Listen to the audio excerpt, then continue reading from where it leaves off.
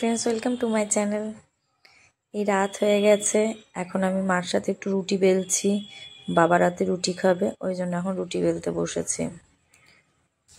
যখন আমি বিয়ে হয়ে এসেছি তখন আমি রুটিটাও ঠিক মতো বেলতে পারতাম না, কিন্তু প্রতিদিন মা একটা করে রুটির গোলা আমার জন্য রেখে দিত যে ত্রিনা এটা তুমি বেলবে। ওই একটা করে বেলতে বেলতে প্র্যাকটিস হয়ে গেল এবং এখন আমার রুটিটা সম্পূর্ণ গোলই হয়, টেরা বেঁকা ইন্ডিয়ার ম্যাপ হয় না। যাই হোক, মা বলল তুমি রুটিটা বেলে দাও ত্রিনা, আমি ভেজে নিচ্ছি, তাহলে তাড়াতাড়ি কাজটা সম্পূর্ণ হয়ে যাবে।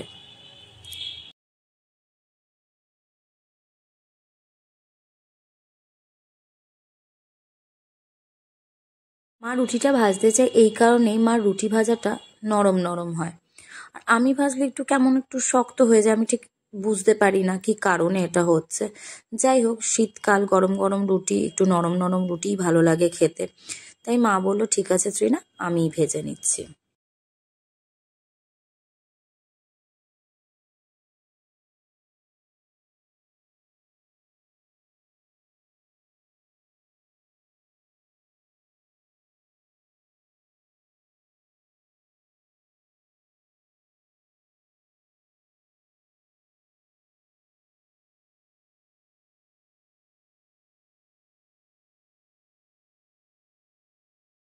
আজকে মায়ের শরীরটা একটু খারাপ। সন্ধ্যের পর থেকেই মার হাতে প্রচণ্ড ব্যথা করছিল। তাই মা আমাকে বলল তুই না আমার চুলটা একটু বেঁধে দেবে। আমার শাশুড়ি মা, আমার শ্বশুরমশাই এবং আমার নিজের বাবা তিনজনেই ক্যান্সারের পেশেন্ট।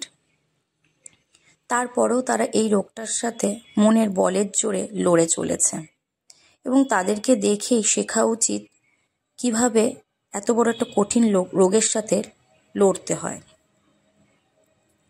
তাদেরকে দেখে আমি অবাক হয়ে যাই, তাদের মনের জোরটা কতটা বেশি। যাই হোক, ওই সব কথা বাদ দাও। মার চুলটা আমি বেঁধে দিচ্ছি। মার চুলটা বাঁধা হয়ে গেলে মা একটু শুয়ে পড়বে, আর এই আমরা চারজন মিলে আর কি করব, এই ঘরটার মধ্যে বসে বসেই আমরা আড্ডা মারি।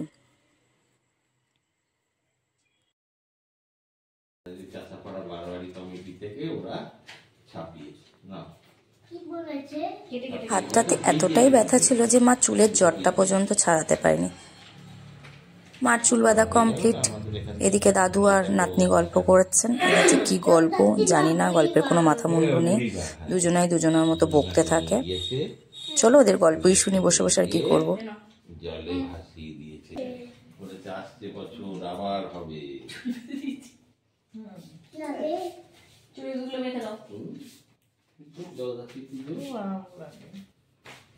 চুলে এক খাবলা জট।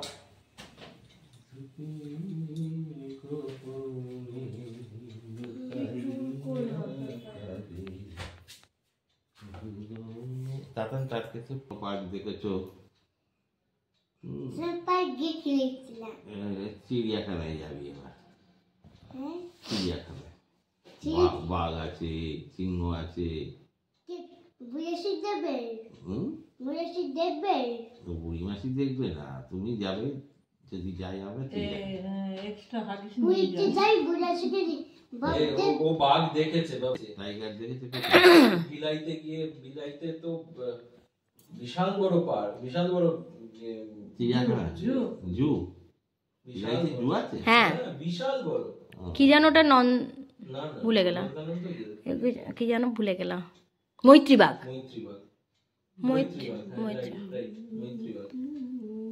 ও চোখে ওষুধ দিতাম। মৈত্রী বাঘে আমরা যখন প্রথম গিয়েছিলাম, ওই জুটার নাম মৈত্রী বাঘ। হ্যাঁ, বিয়েজি মানে বাগান থেকে বাঘ, তাই তো? তাই হবে। সে সাপ পয়জনাস, আর ব্ল্যাক প্যান্থারটা রেপটাইলের তো।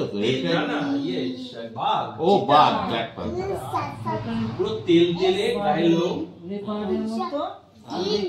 আচ্ছা, এর মধ্যে মোবাইলে একটা জিনিস দেখলাম, 3 ড্রপ পড়ে গেল। না, 1 ড্রপই পড়েনি। এরা বাড়িতে সবাই বেশি। দাঁড়াও, চোখে জল দিতে দাও।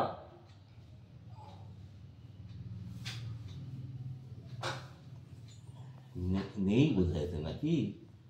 পড়লো তো, তুমি তো তা ইয়ে একটা প্রশ্ন রয়েছে, which of the following is not a reptile.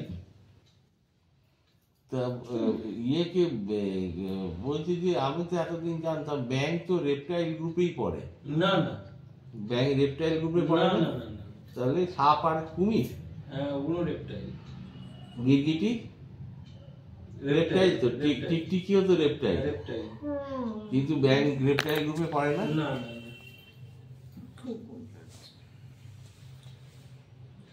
আমি তো জানতাম ব্যাঙও রেপটাইল। না করবো? হ্যাঁ হ্যাঁ বার করে দাও, মোটরসাইকেল আরে তুমি চালাবি শুদ্ধ কেন? কথা বলছো কেন? বলছি না বার করবো মানে তুমি করনি। বাইরে ছাতার মাথা এক কথা শুনতে পারে না, বুঝতেও পারে না। আমি তোমার তো জিনিস তোমার রাখা কেউ বুঝে পাবে না। বুঝাই না, ইংরেজি বলবো। বলছি বাই, আজকের ভিডিও এখানেই শেষ করছি। অন্যদিন আবার অন্যরকম ভাবে দেখা হবে। মা খুব রেগে গেছে, মার প্রচন্ড ঘুম পেয়ে গেছে, এখন মা ঘুমাবে। চলো বাই, টাটা।